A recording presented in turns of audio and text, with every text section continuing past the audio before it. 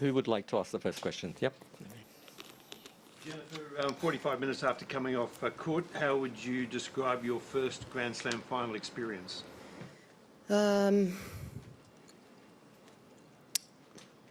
the way that I wanted it, but yeah, I would say it was exciting to be out there. I enjoyed every single minute playing in front of fans in my first Grand Slam final, and hope there's many more.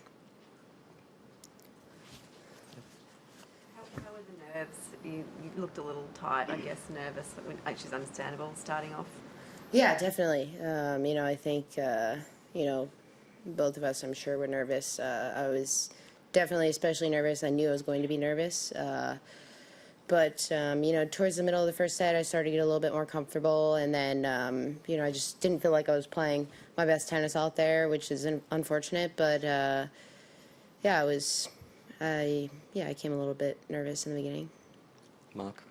Jennifer, can I talk you through a few of those key moments in the first set and get you to I guess, what your memories are of them? I guess the break point at 4-all, being 40-15, 4-5 in the first set, and then that ball dropping on the baseline, and then the short forehand into the net. How much have you had a chance to at all think about those moments now? Yeah, I don't know. I actually forgot about every single one of them. And you just kind of brought it back up, but it's okay. Yeah, unfortunate. Being up 40-15, and then I missed a backhand long, backing down the line long, and then, no, that wasn't it. But, in the one point, I think I went for a second serve tee and double faulted. I was just trying to mix it up, trying to do something different, because I just felt like I was just kicking wide, second serve. My first serve percentage was only at 40%, so, I felt rushed, like she was applying pressure. And yeah, the set point where I missed the forehand in the middle, bottom, whatever, of the net, it obviously didn't go as planned, but, I probably wasn't completely focused on that specific shot, more just in the fact that, I just let a 40-15 lead slip. Up the back, and then Chris, and then Matt, and then Craig. The conditions looked tough out there. It seemed quite windy. There were some issues with ball tosses from both of you. Was that a factor? A factor in the loss, or just in general? Yeah, I mean, I felt like it was pretty windy. It plays a lot different. The court plays a lot different at night compared to during the day. During the day, it's a lot more bouncy, more lively. At night, the balls aren't bouncing as high. The ball's staying a lot lower. So that didn't really favor me so much. But yeah, I mean, it was a little bit windy, a little bit cooler. The balls felt a little bit heavier in those conditions. Yeah. Chris? What has the fortnight, or even the whole trip, the 5 weeks including the quarantine, taught you about both yourself, and where's it left you in terms of where you think you could be in the tennis world? I think I belong at this level. I think winning a Grand Slam is totally achievable. It's within reach. It feels, playing out there. Obviously, I was nervous. Didn't go my way, but at the same time, coming off court, I was like, okay, that feels a little bit normal. It felt different than what I was expecting it to feel like. If you were to ask me maybe a year ago, I wouldn't think it's possible, or it would feel like it's like going to Mars. So I would say just being more comfortable at this level. Yeah. Matt? I think you sort of just touched on it there. You said being more comfortable. Is there anything else when you look at yourself in terms of what you need to do in order to go that last mile, coming off, a good run at the U.S. Open, obviously a very good run here, what the difference is between being in this spot and lifting the trophy? I think maybe just playing better in key moments, or having a first serve percentage higher than 43%. But yeah, okay, 48. She was 42 actually in the first, and yet she still won the first set, so that's unfortunate. But yeah, I would say just, I mean, keep improving on my skills, my game, and so that way when I come to these moments, I don't have to play great tennis. I just have to play good enough just to win. Craig, did you have a question? Jim, I don't know if this was asked right at the beginning, but right now, what are your overall emotions? Is it sadness and disappointment? Is it, I've achieved something pretty fantastic by reaching the final of a major? How do you feel right now? I have mixed feelings. I'm pretty proud of myself, my team, for what we achieved here. We came here, and I reached my first Grand Slam final. But also, I'm walking away with the runner-up trophy, not the winner's trophy. So that's a little bit sad. But I would say I'm pretty happy with my performance over the past couple weeks. Mark? Just sort of following up on what you said there and earlier, talking about how you feel like you belong at this level after coming off the final tonight. Does it make it easier to know that you were creating chances in that first set, that you were right in the match, or is it tougher looking back at that? I think it's easier knowing that I had chances.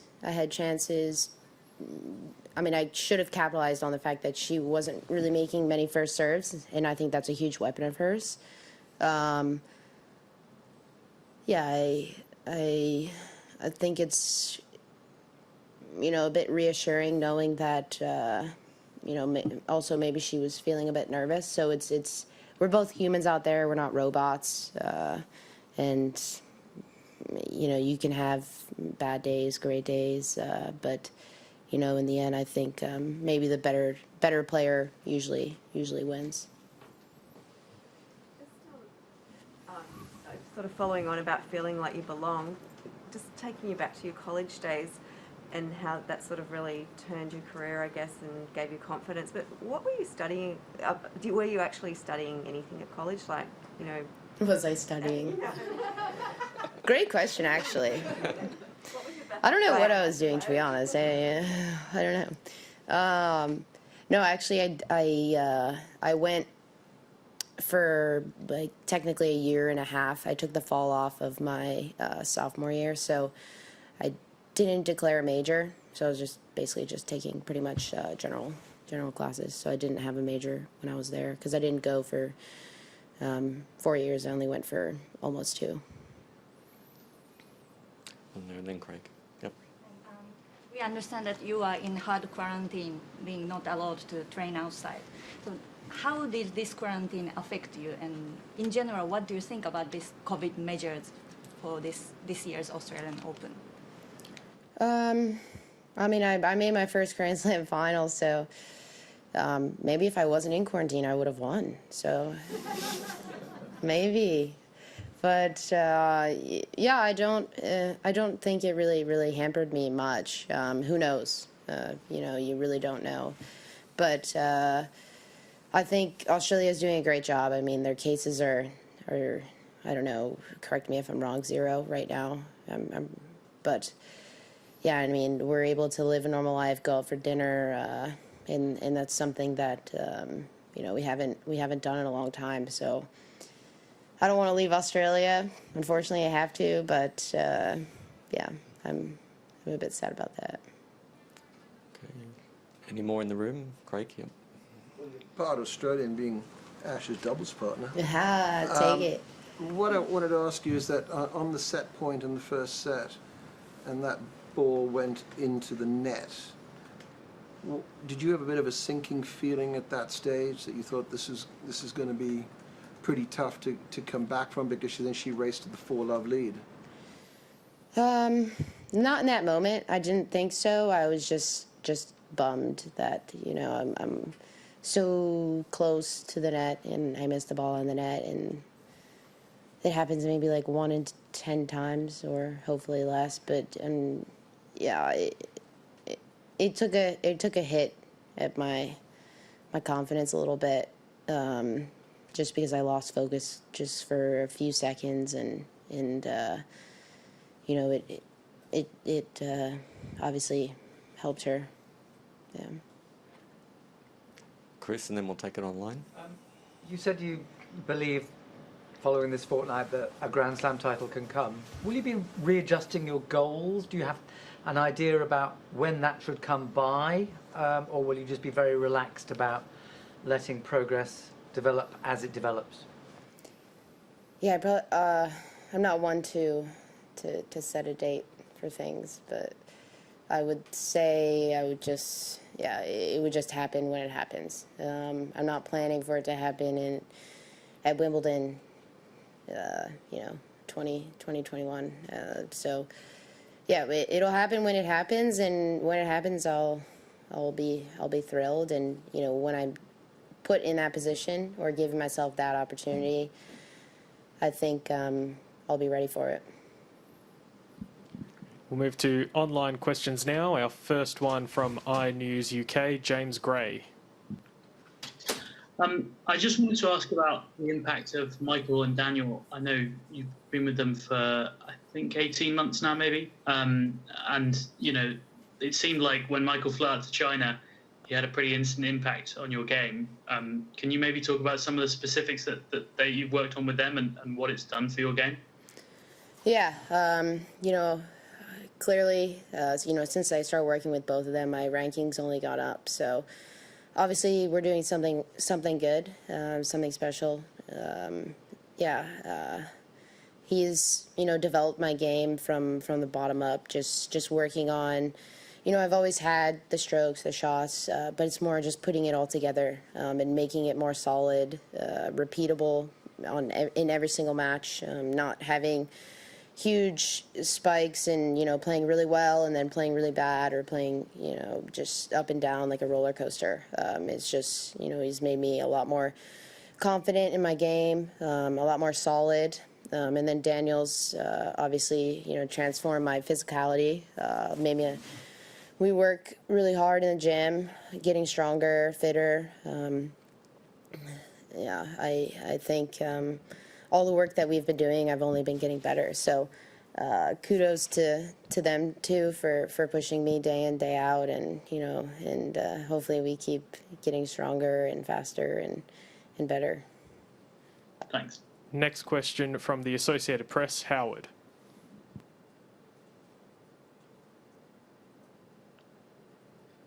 What would you say Naomi did best today against you? And is her ability to maybe bear down at key moments one of her best traits as a big match player? Yeah. She played really well when she had to. She hit good shots when she needed them. And in those moments, that's the toughest time to find those shots, to put you on defense when it's the big moments. So, and just to serve out the match like that, she did that also in New York against me. So she obviously has confidence in her serve and serving out matches and playing high-risk tennis when it matters. So yeah, it's tough to face. Next question, thank you, from The National, Reem. Hi, Jen. Tough luck today, but congrats on a good tournament. Thank you. I'm wondering, because you mentioned that on the court, you said that you see Naomi as an inspiration, and I'm just curious, what do you make of what she's been able to achieve? She's won her four major finals. She's on this streak now, and the stuff she also does on the court. What do you make of what she's been able to do so far? Yeah, she's played in 4 Grand Slam finals and she's won 4 of them. I think that's something that is tough to do. Even just to, I won't be able to say I've done that. In all finals that I've played, I've won. I won't be able to say that, but yeah, she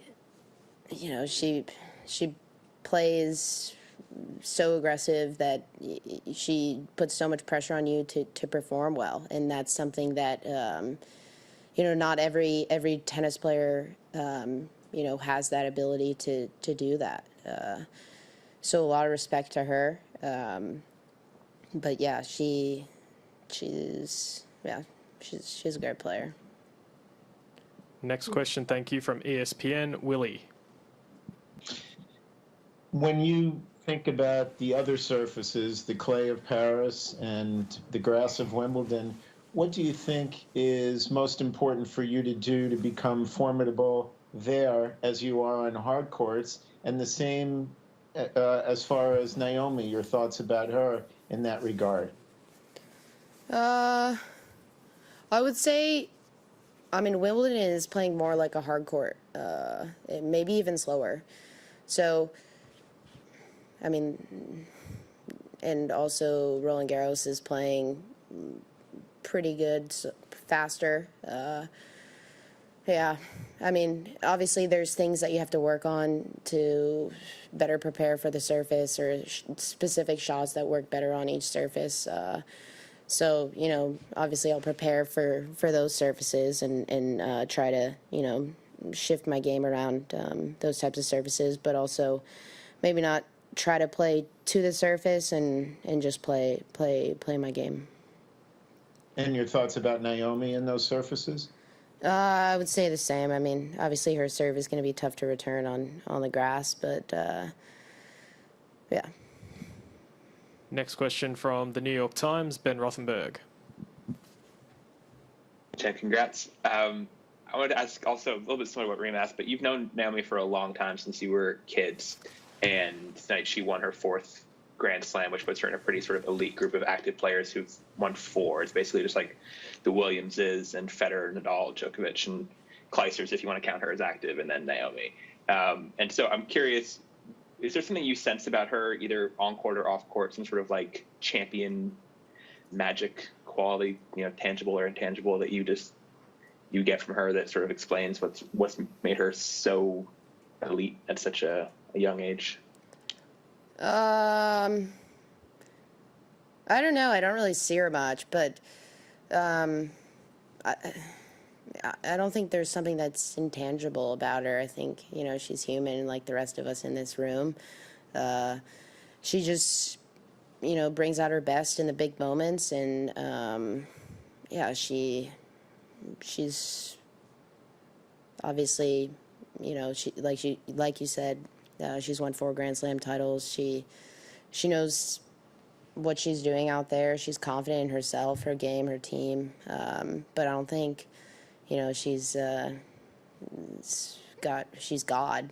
I think maybe Serena is, but maybe she'll get there. I don't know, but yeah.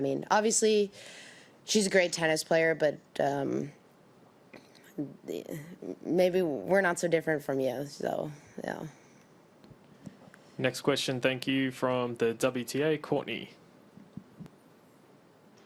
Hey Jen, congrats on a great tournament. I'm curious right now, what is it that is your impulse right now? Do you want to like curl up and shut down and relive everything? Do you want to get back on the practice court and you want to get back into tournament? Like, what do you want to do after what has been 5 very, very tough weeks? Go for dinner. Yeah, super simple. Definitely not go on the practice courts, let me tell you that. I'm planning on playing Doha. Starts a week from today, I think. So yeah, I'll definitely take a few days off here, enjoy being in Australia and Melbourne, living my life, and then get back on the practice courts, but not right now. I don't want to look at a tennis ball. I don't want to. Yeah. Next question, thank you, from the National Ream, and we have time for one more online question. So if you have a question, please use the raise your hand function. First one, though, from Ream. Thank you. Just a quick follow-up on that, Jen. You've now had the experience after U.S. Open. That was a big tournament for you. You went through the emotions after that, and you had to play right away again and everything. What did you learn from that experience, from a mental perspective, to kind of also have continuity and back up this run at the Australian Open?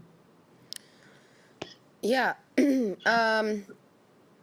know, right after your U.S. Open, I went to Europe and I played then on clay court at Roland Garros. So it wasn't long after that, maybe a couple weeks, but I didn't really have much time to prepare for the surface change. But you know, that match that I lost, I actually felt like after that, I felt a little, you know, demoralized. I felt like the weeks that I had at the U.S. Open were kind of just vanished from my mind, and I kind of had to tell myself that, you know, one match or one tournament doesn't change, or it shouldn't reflect how you are as a tennis player. So, you know, this week or these couple weeks coming in here and making the finals here after making the semis at U.S. Open, I think, you know, just proves to myself that it's totally achievable week in, week out, and you know, there may be great weeks, there may be bad weeks, but I think, you know, if I approach every single one the same, I think, you know, there's going to be a lot more good weeks than bad weeks. Thank you. Final online question, thank you, from the New York Times, Ben Rothenberg. Jen, the rankings are still sort of frozen and not totally maybe representing what's going on tour all the time now, with people sort of staying put and not being able to rise or not being able to fall like they normally would with all the new rules. And I'm just wondering, with you having made a semifinal U.S. Open, you know, final down in Melbourne, winning or a title in Lexington, do you feel like one of the best players in the world right now? One of the handful of top players, regardless of what your ranking is? Yeah.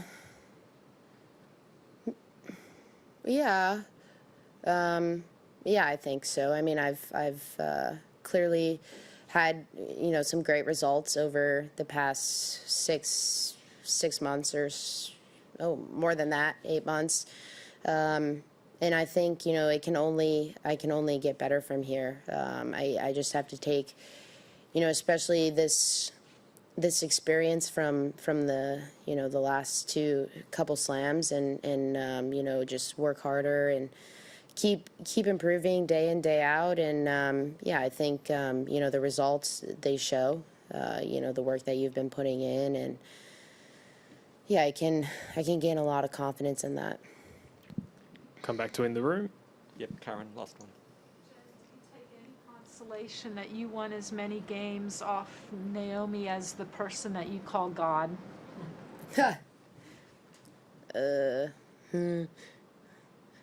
Well, I mean, I don't know, not really. No. Okay.